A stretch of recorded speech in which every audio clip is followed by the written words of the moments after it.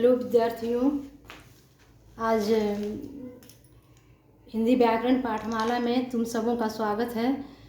तो आज हम अव्यय के जो 5 भेद थे उसमें एक भेद बता चुके हैं। अब बाकी जो 4 हैं उनको हम बताने वाले हैं आज इस वीडियो में, और उदाहरण के साथ समझाने का प्रयास कर रहे हैं। तो देखते हैं। अव्यय के भेद, जिसमें है अव्यय के कितने भेद हैं? अव्यय के 5 भेद, जिसमें कौन कौन है? तो क्रिया विशेषण, संबंध बोधक और समुच्चय बोधक, विस्मयादि बोधक, निपात।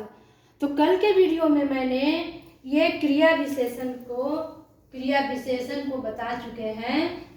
अब बाकी जो 4 बच गए हैं, आज मैंने इसका समझाने का प्रयास, इन चारों भेदों को समझाने का प्रयास कर रही हूँ।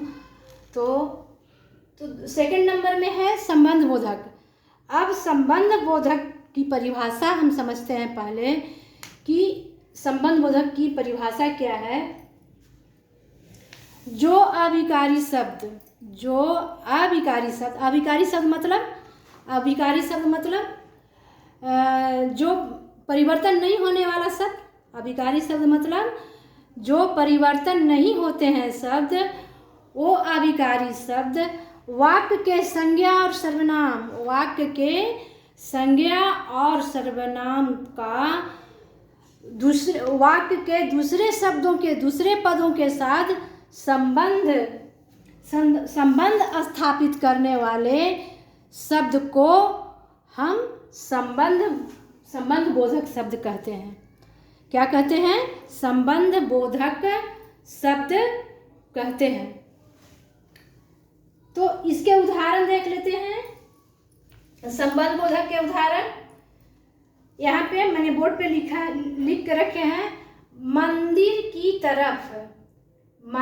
तरफ, जंगल की ओर, राम के समान, दिन भर, घर तक, विद्या बिना, जीवन पर्यंत। अब इसमें ये संबंध बोधक शब्दों पर ध्यान देने की बात ये है सभी शब्दों में कि अब ये देखिए, मंदिर की तरफ, ये क्या है? वाक्य को दो वाक्यों को जोड़ने वाला अव्यय शब्द है।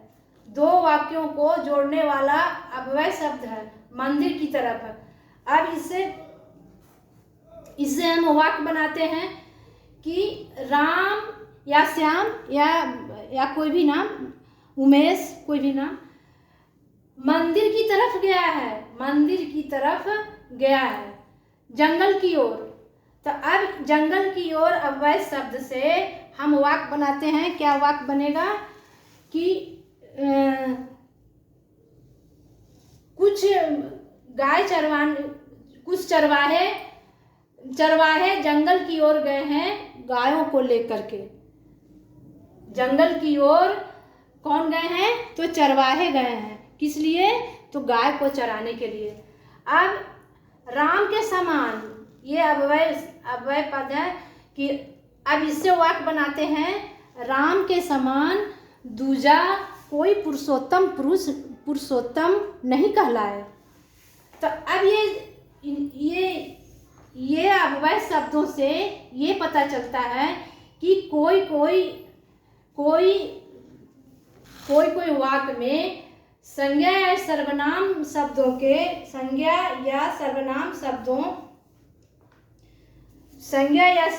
शब्दों के पहले विभक्ति चिन्ह लगाया जाता है। इसमें भी विभक्ति चिन्ह है, की तरफ, की ओर, के समान विभक्ति चिन्ह लगा हुआ है। और कोई वाक्य में विभक्ति चिन्ह लगाने, अव्यय शब्दों में विभक्ति चिन्ह लगाने का कोई आवश्यकता नहीं होता। जैसे एग्जाम्पल यहाँ पे है, जैसे दिन भर, घर तक, विद्या बिना, जीवन पर्यंत आदि। तो दिन भर से हम वाक्य बनाते हैं। दिन भर से क्या वाक्य बनेगा? तो एक मजदूर दिन भर काम करके मजदूरी लाता है। एक मजदूर दिन भर काम करके दिन भर काम करके मजदूरी लाता है घर तक। राम सीता को घर तक पहुंचा दिया। विद्या बिना, अब विद्या बिना जीवन, विद्या बिना मनुष्यों का जीवन बिल्कुल व्यर्थ है। वाक्य बना, जीवन पर्यंत, हम जीवन पर्यंत मतलब जीवन तक, जब तक सांस है तब तक जीवन पर्यंत हम काम शिक्षा ग्रहण करते रहेंगे। क्या है कि शिक्षा की कोई उम्र नहीं होती है, शिक्षा ग्रहण करने की कोई उम्र नहीं होती है। तो कोई वाक्य में संज्ञा या सर्वनाम में को संबंध जोड़ने में विभक्ति चिन्ह लगाने की कोई आवश्यकता नहीं होता है। और कोई वाक्य में लेखकों के ऊपर निर्भर है कि हम विभक्ति चिन्ह लगाएं अथवा नहीं लगाएं। जैसे एग्जाम्पल देख लेते हैं, पत्र द्वारा समाचार भेज दिया जाएगा।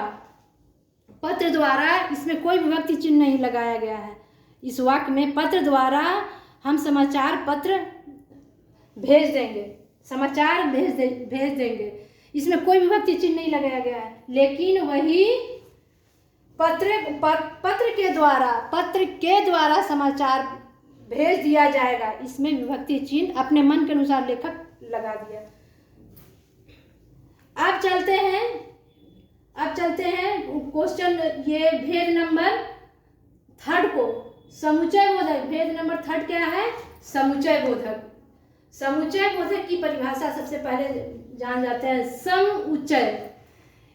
इसको अगर हम देखते हैं संधि विच्छेद की दृष्टि से देखते हैं तो समुच्चय बोधक मतलब ज्ञान हो गया है, ज्ञान हुआ। तो जो शब्द समुच्चय, दो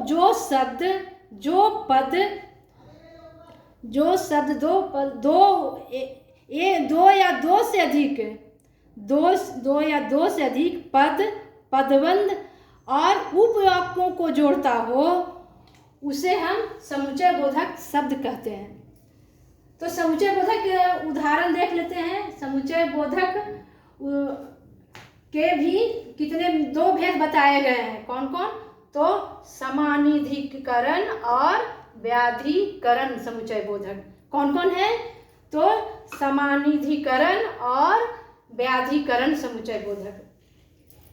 तो समानाधिकरण समुच्चय बोधक किसे कहते हैं? इसके साथ ये कौन कौन समानाधिकरण जो समुच्चय बोधक है, ये कौन कौन कैसे शब्दों को, कैसे वाक्यों को जोड़ता है एक दूसरे से, और कौन कौन है वो समानाधिकरण शब्द, कौन कौन है समुच्चय बोधक, कौन कौन है, सो देखते हैं एग्जाम्पल के साथ। तो सबसे पहले हम इसकी भी परिभाषा जान लेते हैं। तो इसकी परिभाषा है, समानाधिकरण समुच्चय बोधक की परिभाषा हम है कि जो पद 2 या 2 से अधिक, जो पद 2 या अधिक पदबंध और उपवाक्यों को एक दूसरे से जोड़ते हो, उसे हम समानाधिकरण समुच्चय बोधक कहते हैं। तो इसके उदाहरण है, समानाधिकरण समुच्चय बोधक उदाहरण है कौन कौन है? तो और, तथा, किंतु, इसलिए आदि। ये सब शब्द ये सब शब्द क्या है? ये समानाधिकरण शब्द है। ये जो शब्द हैं और, तथा, किंतु, इसलिए, ये 2 या 2 से अधिक पद उपवाक्यों को एक दूसरे से जोड़ते हैं। तो जैसे एक 2 एग्जाम्पल देख लेते हैं इस वाक्य बना करके। जैसे और को सीता और गीता एक दूसरे की बहुत अच्छी दोस्त है या सहेली है। सीता और गीता बहुत अच्छी सहेली है। तथा, अब ये तथा का देख लेते हैं कि तथा माँ तथा पिताजी दोनों साथ मिलकर बाजार गए। माँ तथा पिताजी दोनों साथ मिलकर बाजार गए। अब देख लेते हैं दूसरे एग्जाम्पल को देख लेते हैं। दूसरे भेद कौन है? तो व्याधिकरण समुच्चय बोधक। कौन है? तो व्याधिकरण समुच्चय बोधक। ये समुच्चय बोधक के उदाहरण हैं क्योंकि, ताकि, क्योंकि, ताकि, क्योंकि, ताकि, तो भी, किंतु। ये कैसे वाक्यों को जोड़ते हैं एक दूसरे से? तो दो या दो से अधिक वाक्यों को जो आश्रित हो, जो वाक्य के दूसरे आश्रित उपवाक्य, वाक्य के दूसरे आश्रित उपवाक्य को एक दूसरे से जोड़ते हो, उसे हम व्याधिकरण समुच्चय बोधक कहते हैं। तो क्योंकि, ताकि, तो भी कैसा शब्द है? कैसा अव्यय है? तो व्याधिकरण अव्यय है। अब इसकी परिभाषा, इसकी हम एक एग्जाम्पल देख लेते हैं कि उमेश आज विद्यालय नहीं आया क्योंकि वह बीमार है। उमेश आज विद्यालय नहीं आया क्योंकि वह बीमार है। तो ये उमेश आज स्कूल नहीं आया, ये वाक्य है किसका आश्रित? ये वाक्य क्योंकि वह विद्यालय नहीं आया, ये किसका आश्रित है? किसका उपवाक्य है?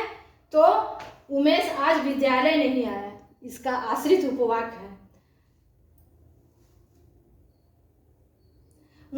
मुझे गणित की किताब चाहिए, ताकि मैं अच्छे से पढ़ाई कर सकूं। मुझे गणित की किताब चाहिए ताकि मैं अच्छे से पढ़ाई कर सकूं। ताकि जो है कैसा है? अव्यय शब्द है, अव्यय है और जो कि चेंज नहीं होता है। किसी भी, क्योंकि, ताकि, तो भी, किंतु, ये किसी भी तरह से परिवर्तन नहीं होता है। मतलब लिंग, वचन और कारक के भी वाक्य में परिवर्तन हो जाने पर भी ये अव्यय शब्द परिवर्तन नहीं होते हैं। तो इसका उपवाक्य कौन हुआ? मुझे गणित की किताब चाहिए। इस पर कौन सा वाक्य आश्रित है? कौन सा आश्रित है उपवाक्य? तो ताकि मैं अच्छे से पढ़ाई कर सकूं, ये आश्रित उपवाक्य हो गया। यहाँ तक समझ गए होंगे। अब है 4th नंबर है विस्मयादि बोधक शब्द। 4th नंबर है विस्मयादि बोधक शब्द।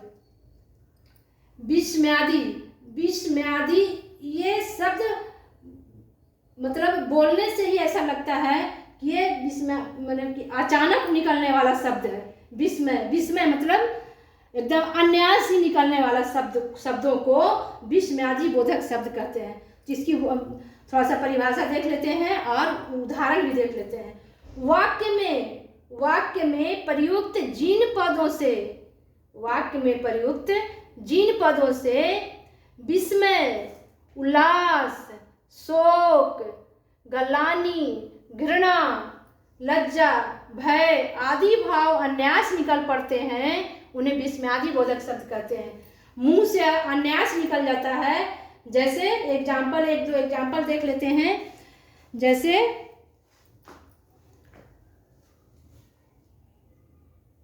ओह कितना दिन से बीमार है, अचानक निकल गया। उसकी बीमारी का सुन करके वह बीमार है, ये अनायास ही मुंह से निकल जाता है। किसी की बीमारी की अवस्था जान करके, सुन करके, अचानक सुन करके अनायास निकलता है आप जैसे किसी चीज़ की घृणा वाला देख करके, घृणा का, जैसे कहीं गंदगी फैला हुआ है तो कहते हैं ना, अचानक निकल जाता है, गंदगी देख करके निकल जाता है, छी छी छी छी छी निकल जाता है, अनायास ही मुँह से निकल जाता है।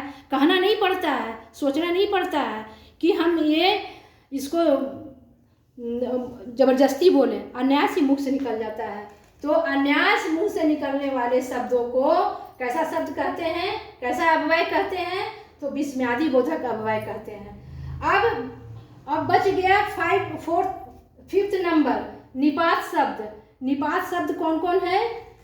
तो निपात शब्द की संख्या मात्र 5 निपात शब्द हैं। ही, भी, तक, मात्र, भर, ये सब कैसे शब्द हैं, कैसे अव्यय हैं? तो निपात हैं।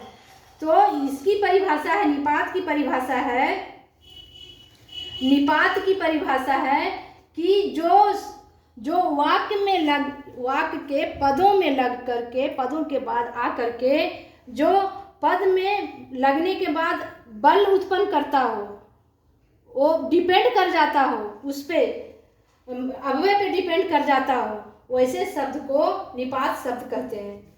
वैसे शब्द को निपात शब्द कहते हैं। जैसे देखिए, ये यहाँ पे एग्जाम्पल है, वह भी यहाँ पे वह भी हमारे साथ जाएगा। यहाँ पे ये तो वह तो सर्वनाम हुआ।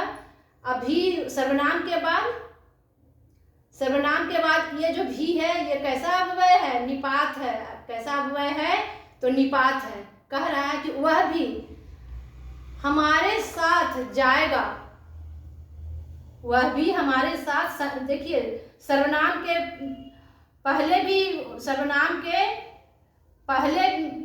के बाद भी निपात आया है, सर्वनाम के पहले भी निपात शब्द लगा है। तो वैसे अव्यय जो वाक्य के पदों के लगने के बाद उस पद पे बल दिखता हो, प्रकट करता हो, तो वैसे हम निपात शब्द कहते हैं। वह भी इसमें, इस वाक्य में वह किस पर बल आ रहा है? भी पर बल आ रहा है। सर्वनाम के बाद भी पर बल, वह भी लगने से इस वाक्य में बल प्रदान होता है। दूसरा एग्जाम्पल है, वह मुझ तक। वह क्या हो गया? सर्वनाम हो गया। मुझ तक आया ही नहीं, वह मुझ तक आया ही नहीं। इसमें दो निपात अव्यय लगे हुए हैं। इस वाक्य में 2 अव्यय लगे हुए हैं, वह, मुझ तक और भी। तो आज का जो वीडियो है, इसमें आपको होमवर्क दिया जा रहा है विद्यार्थियों। होमवर्क क्या है? तो होमवर्क है कि आप इस चैप्टर को देख करके, ये जो आपका एक कंप्लीट हो गया, अव्यय का जो 5 भेद था, ये कंप्लीट चैप्टर कंप्लीट हो गया है। अब इससे दूसरे वीडियो में मैं बनाऊंगी, इससे संबंधित जितने भी आपको एग्जाम्पल हैं, उस पर आपका एग्जाम्पल से एक वीडियो बनाऊंगी, जो कि रिवीजन क्लास के रूप में रहेगा। आज आपका होमवर्क है विद्यार्थियों, आज का होमवर्क है कि आप रिवीजन अवश्य करें, और रिवीजन करने के बाद आप ये वीडियो देख रिवीजन कीजिए। यही आपका होमवर्क है। और रिवीजन क्लास देखना ना भूलें, इसलिए कि रिवीजन क्लास में मैं इस चैप्टर से रिलेटेड जितने भी अव्यय का एग्जाम्पल रहेगा, उससे मैं रिवीजन करवाऊंगी। तो इस वीडियो को देखने के बाद आप रिवीजन क्लास ना छोड़ें, क्योंकि उसमें क्वेश्चन सेट बना करके मैं रिवीजन करवाऊंगी। क्वेश्चन सेट 10 या 12 क्वेश्चन सेट रहेगा, उसी पे आपका रिवीजन कराऊंगा, ताकि आपका ये पूरा क्लियर हो जाएगा। तो होमवर्क आपको मिल ही गया है विद्यार्थियों, तो होमवर्क को ध्यान रखना है। और ये वीडियो देख करके आपको कैसा लगा? अच्छा लगा तो अच्छा भी आप कमेंट कीजिएगा, और इसमें आपको कोई कमी दिखे तो कमी को भी आप अवश्य कमेंट कीजिएगा। हमको बहुत अच्छा लगेगा। अच्छा का भी कमेंट कीजिए, बुरा का भी कमेंट कीजिए, तो हमको अच्छा लगेगा। तो आज की वीडियो यहीं तक है। आप रिवीजन क्लास के लिए वीडियो देखना ना भूलें। जय हिंद।